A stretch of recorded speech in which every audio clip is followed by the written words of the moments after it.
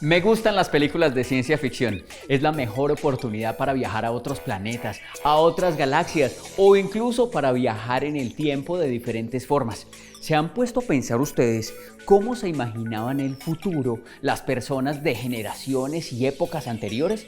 Porque era una real utopía eso de pensar en volar, en viajar a la luna o incluso en hablar por teléfono conectado a un cable o por ondas que van en el aire o enviar una carta y que llegara a los segundos y no se demorara semanas o incluso meses como pasaba.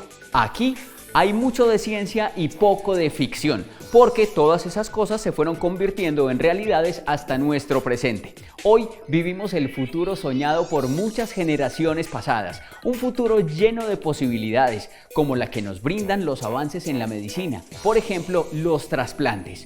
Mucho hemos oído hablar de ellos, pero ¿sabemos en realidad qué es un trasplante de órganos? Un trasplante es cuando una persona que tiene un órgano que no está funcionando adecuadamente, le está deteriorando su calidad de vida o le va a producir la muerte en poco tiempo, va a recibir un órgano de un donante. Inicia desde que alguien toma la decisión de donar sus órganos y gracias a esa decisión salvan vidas. Es una segunda oportunidad de vida. Mi nombre es Luis Guillermo Toro, hepatólogo clínico y de trasplante. Me desempeño como el director de la Unidad Funcional de Trasplantes y Enfermedades Digestivas de los dos hospitales de San Vicente Fundación. Mi nombre es Paula Andrea Medina, tengo 33 años, soy trasplantada de corazón, practico natación y triatlón. Soy Santiago Rendón. Me gustan las películas y los libros de ciencia ficción, pero me gusta más la realidad que le da esperanza a los seres humanos. Y hoy junto con ustedes aprenderé algunas cosas sobre los trasplantes. La primera que aprendí es que no se dice trasplantes, trasplantes.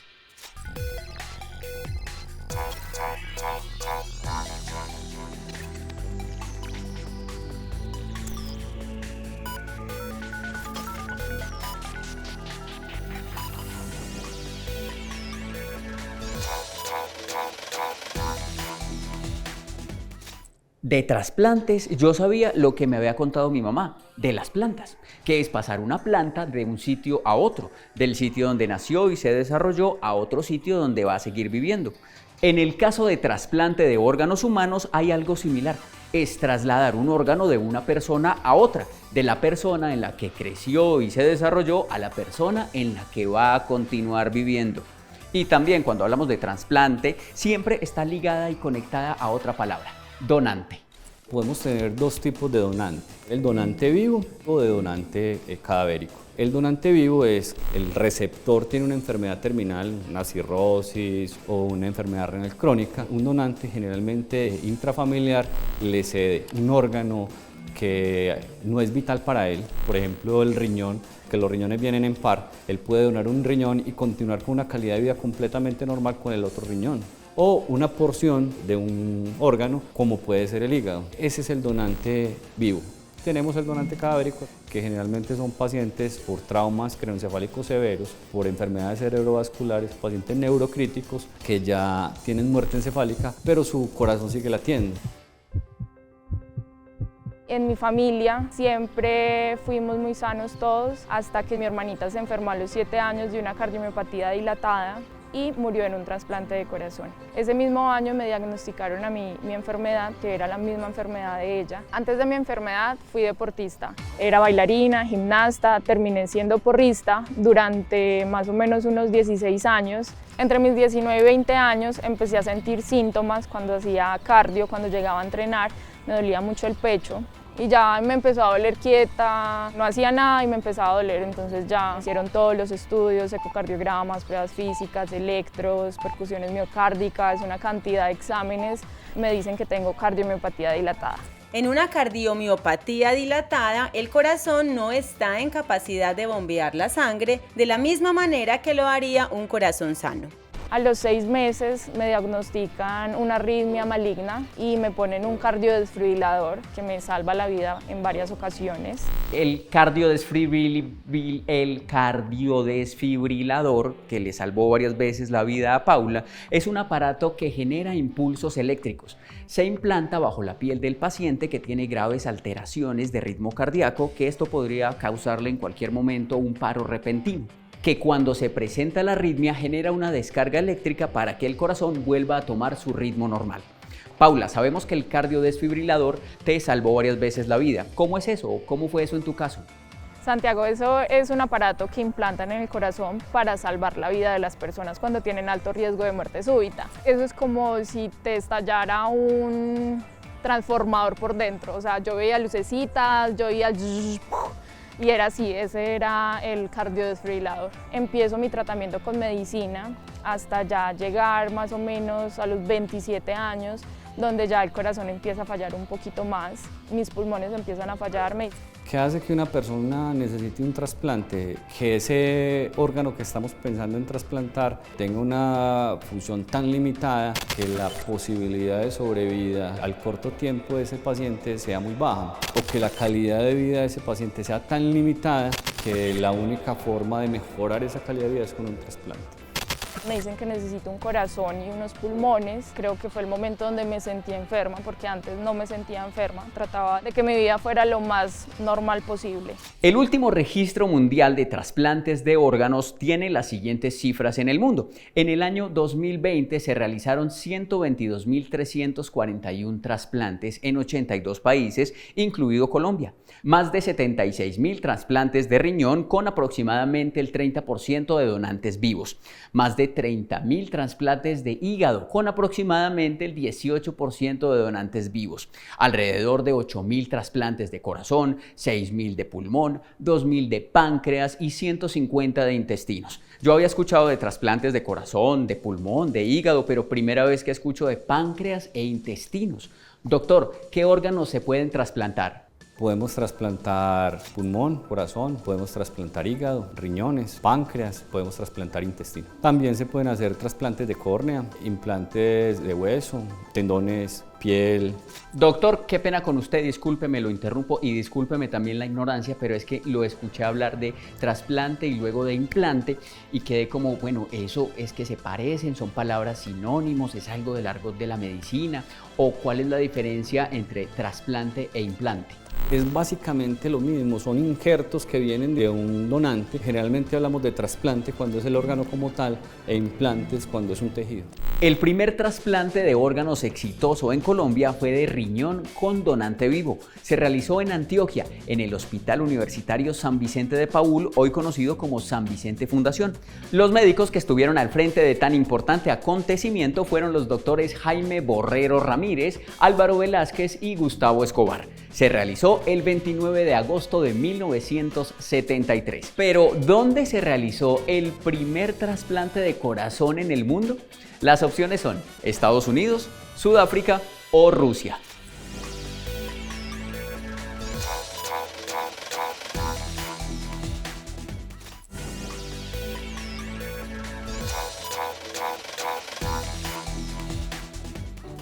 En 1597, el cirujano Gaspare Tagliacozzi publicó un tratado en el que presentaba una técnica quirúrgica conocida como autotrasplante nasal, en la que el receptor y el donante eran la misma persona. Pero fue solo hasta el siglo XX cuando un biólogo y médico francés descubrió la sutura vascular, y a partir de ese momento se abrió el camino del trasplante como posibilidad médica, lo que generó un ambiente de esperanza y de mucha investigación. En 1906, un cirujano francés realizó el primer trasplante a un ser humano. Un injerto renal de un cerdo fue implantado en el codo de una mujer que padecía insuficiencia renal terminal. Y aunque el procedimiento no tuvo éxito, los investigadores no se rindieron. En 1933 se realizó un trasplante de riñón entre humanos, pero el receptor solo sobrevivió 48 horas, pues había incompatibilidad sanguínea. Pero los investigadores tampoco se rindieron. 2 décadas pasaron para que se realizara un trasplante renal con sobrevivientes a largo plazo. Se trataba de gemelos, razón por la cual no hubo rechazo inmunológico. Pocos años más tarde, una mujer de 25 años murió atropellada por un vehículo. Y a pesar del dolor de su padre, decidió donar los riñones y el corazón.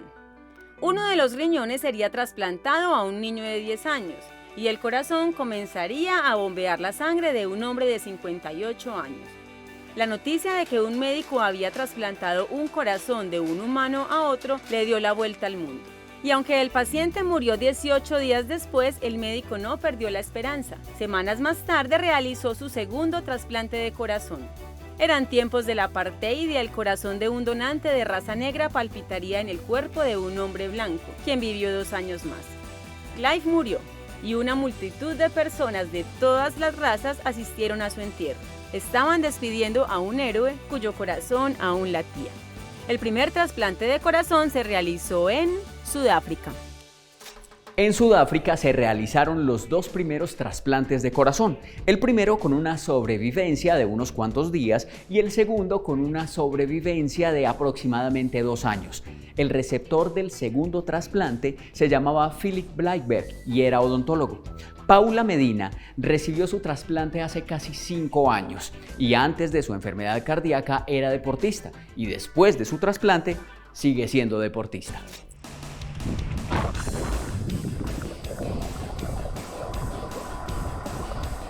Cuando me diagnostican me dicen que no puedo volver a hacer deporte. Lo entendía completamente, pero sentía que mi vida no estaba completa sin el deporte. Le insistí al médico que si podía hacer natación lo más suave posible. Me dijo que sí, lo tomé como una rehabilitación que me sirvió muchísimo.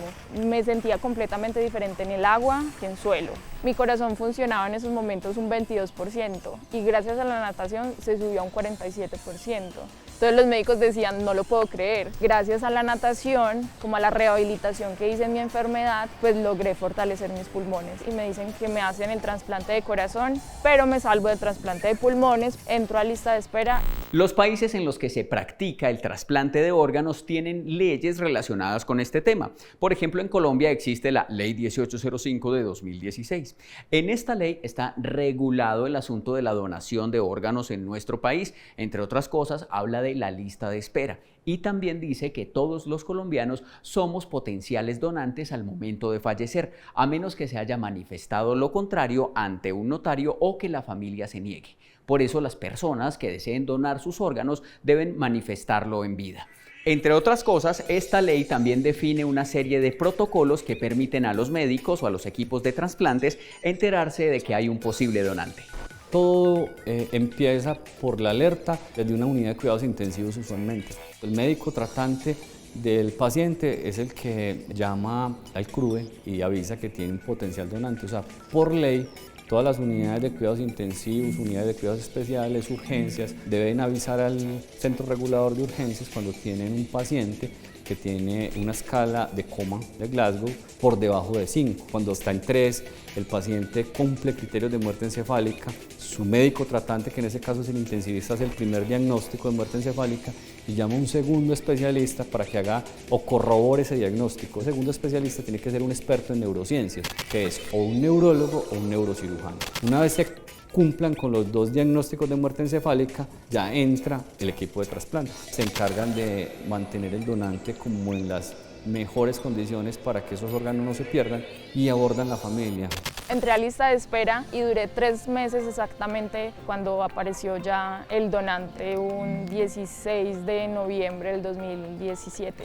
Si la familia acepta la donación, continúa el proceso. Se realizan múltiples exámenes, mirando cómo están sus órganos, descartando que no tenga patologías infecciosas, se revisa la historia de la familia, se revisa la historia del donante para tratar de estar seguros de que ese órgano o esos órganos que vamos a extraer no tengan ninguna infección ni ninguna neoplasia que le podamos transmitir al receptor. ¿Neo qué? Discúlpeme, doctor, qué pena con usted, qué vergüenza, qué ignorancia tan grande la mía, pero ¿qué es eso de neoplasia? Neoplasias son enfermedades tipo cáncer, entonces siempre tratamos de asegurar que el donante no tenga nada de eso para que no solamente el receptor mejore su calidad de vida, sino que después no tenga ninguna otra enfermedad producida pues por el trasplante. Y ahora pues durante pandemia a todos los donantes les realizamos prueba de COVID, estar seguros de que ese donante no le va a transmitir la infección al receptor. Cuando recibo ya la noticia del donante, eso ya es otra cosa. Mi mamá contestó el teléfono, cuando yo escuché que ella dijo sí, doctor, yo me arrodillé y empecé a llorar, ella me abrazaba. Me decía, hay un donante. O sea, no tengo palabras para explicar esa sensación porque es que te dan una noticia que estás esperando. Una vez ya contamos con todos los resultados y definimos cuáles son los potenciales receptores, hablamos con los receptores para que se desplacen hacia el hospital, se desplaza el equipo de trasplantes hacia la institución donde está el donante, empieza todo ese proceso de extracción. Se extraen los órganos se trasladan en neveras con hielo. Hay algunas máquinas de perfusión de órganos que hacen que esos órganos tengan una sobrevida mayor. En el hospital ya los otros pacientes, los receptores ya han sido vistos por las otras especialidades. Los especialistas que estuvieron en todo mi proceso fueron cardiólogos, internistas, psicólogos, psiquiatras, medicina del dolor, cirujanos vasculares, anestesiólogos. Se les realizaron los exámenes pretrasplante y llegan los órganos al hospital. Ya es cuando se empiezan todas las cirugías de trasplante. Pero el trasplante no es el fin del proceso, es el inicio de una nueva vida y con ella el comienzo de una serie de cuidados y rutinas que el paciente receptor del órgano debe incorporar por el resto de su vida. De esto nos hablarán Paula y el doctor Guillermo en un rato.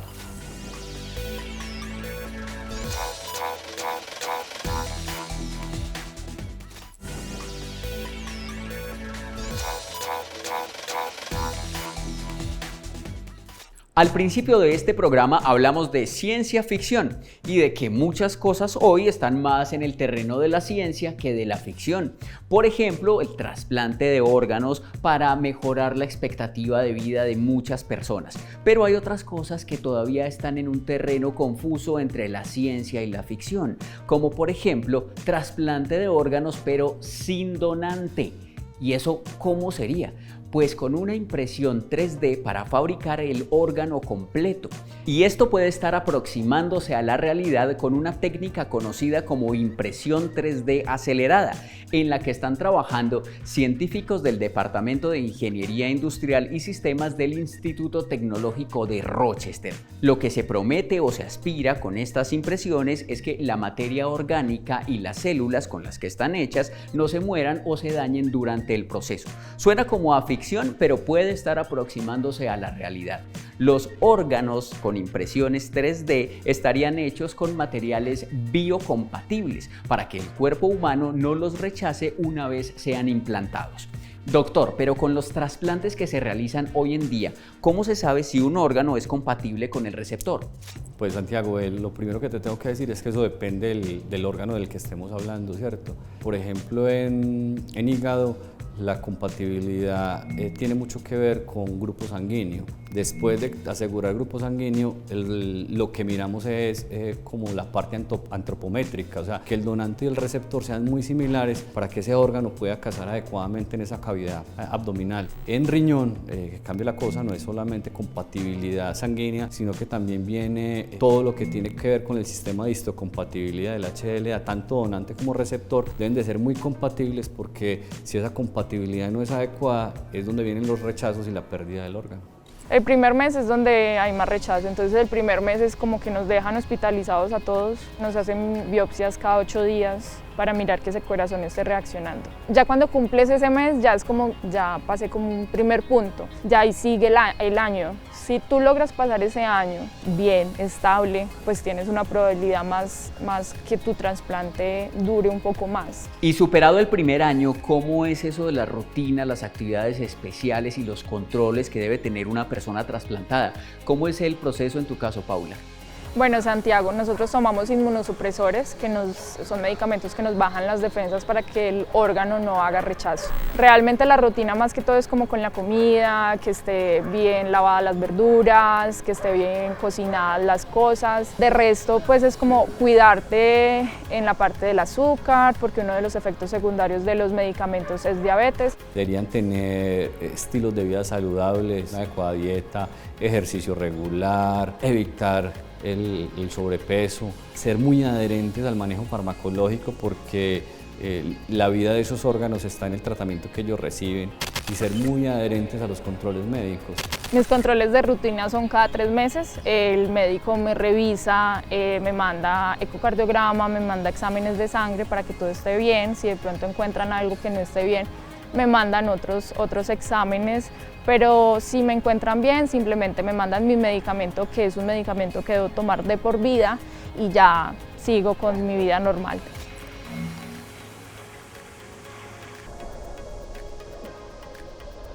En los juegos de trasplantados, tanto los latinoamericanos y los mundiales, es muy bonita la experiencia porque tú llegas y todos están agradecidos por tener una segunda oportunidad. Entonces conocer gente que ha pasado por lo mismo que tú, ver los donantes compitiendo, o sea, los que han regalado vida, ver a los niños compitiendo, a los adultos mayores, creo que es el mejor regalo, y lograr representar a tu país, que nunca jamás llegué a pensar, creo que es el mejor regalo que me ha dado mi trasplante. Paula es una luchadora, es una persona que recibió un trasplante de corazón y en este momento es una deportista de alto rendimiento que representa a Colombia con resultados excelentemente buenos. Entonces yo creo que Paula es un ejemplo para todos nosotros. No quiero terminar este programa sin hacerle una última pregunta a Paula, porque toda la vida hemos asociado al corazón con las emociones.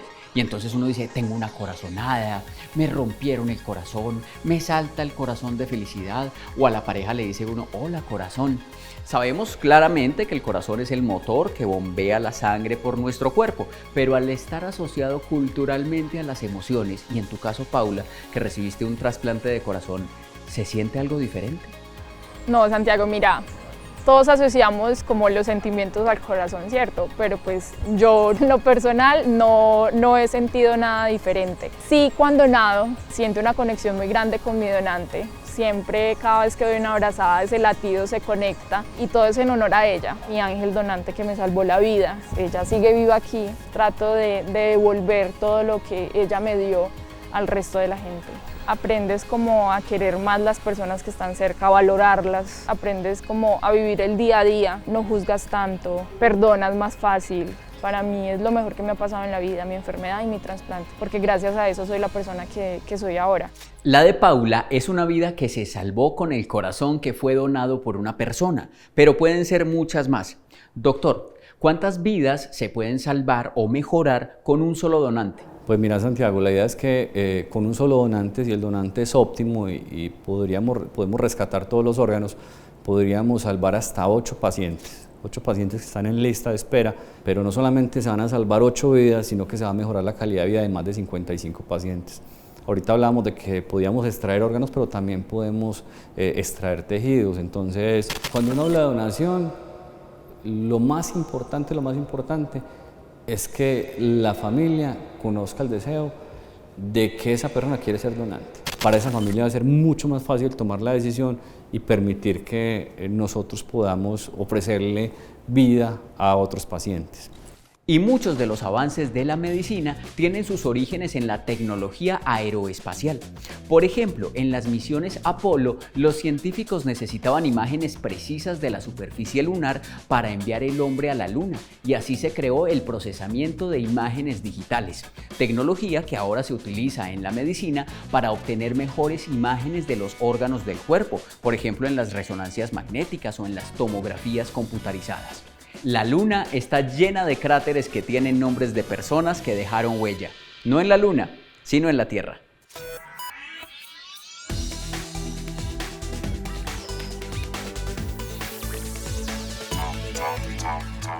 Hoy vine hasta la Luna para presentarles el cráter Carrel, que lleva su nombre en homenaje al médico francés Marie-Joseph Auguste Carrel, también conocido como Alexis Carrel, que dedicó gran parte de su vida a investigaciones sobre la sutura vascular y fue la primera persona que logró unir vasos sanguíneos de tan solo 1 milímetro de diámetro y con esto hacer algunos trasplantes. A comienzos del siglo XX, este médico logró demostrar que el trasplante sí era una posibilidad médica y en 1912 ganó el Premio Nobel de Medicina en reconocimiento a su trabajo acerca de la sutura vascular y el trasplante de vasos sanguíneos y órganos. Carrel tiene su cráter en la Luna porque pensó que era posible, se atrevió a pensar diferente y puso la ciencia al servicio de la humanidad. Crear tiene ingenio, la ciencia, la tecnología y la innovación detrás de lo que perciben nuestros sentidos.